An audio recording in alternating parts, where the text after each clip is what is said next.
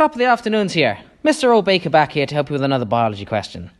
Now, where is amylase produced? You either know this or you don't. So it's the salivary glands and pancreas. If you don't know that, get your revision guide out.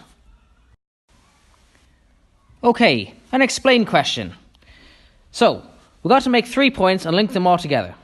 First of all, the starch fits into the active site of the enzyme. As you can see from the diagram, the two shapes are complementary.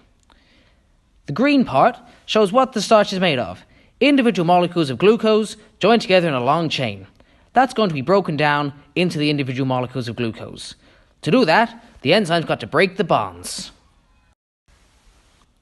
Okay, now you've got a choice here for this one. Glucose can be converted into a number of other things. New carbohydrates, glycogen for storage, or it can even be converted into proteins or fat. Notice you don't get a mark for saying respiration, because it already said that in the question. Now, when you do an experiment with a water bath, you can't just start straight away. The water in the water bath might be at 20 degrees, but your solutions might be at a different temperature. So you leave them in there for a few minutes until everything's all at the same temperature that the water bath is.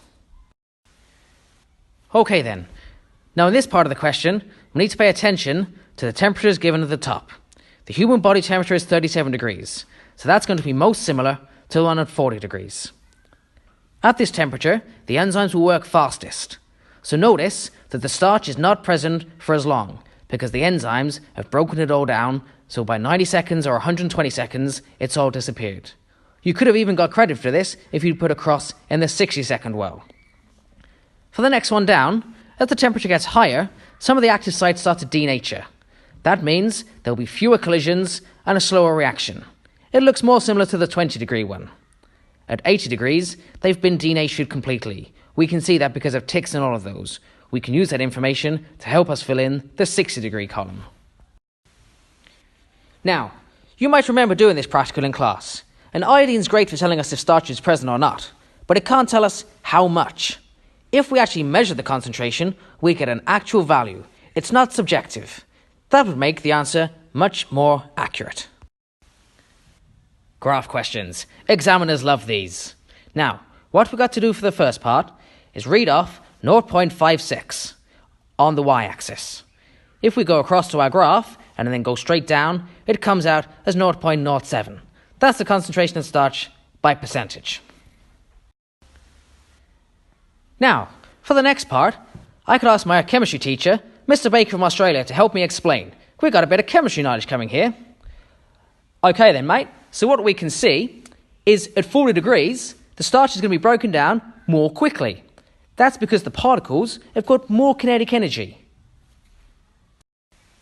It doesn't matter whether you explain it this way or as I've written, which is the opposite way of explaining it, but still gains full credit. Okay then. Well, thank you, Mr. Baker. That was incredibly useful. Back to me for the final part of the question. Now, at 80 degrees, when we filled in that tick grid, we saw that none of the starch was broken down. So that means the starch concentration will still be its maximum. If we read off the graph, we can see I circled it at 0.5%.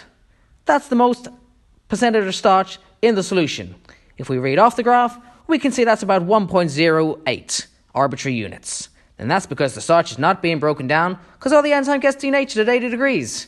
What you talking about?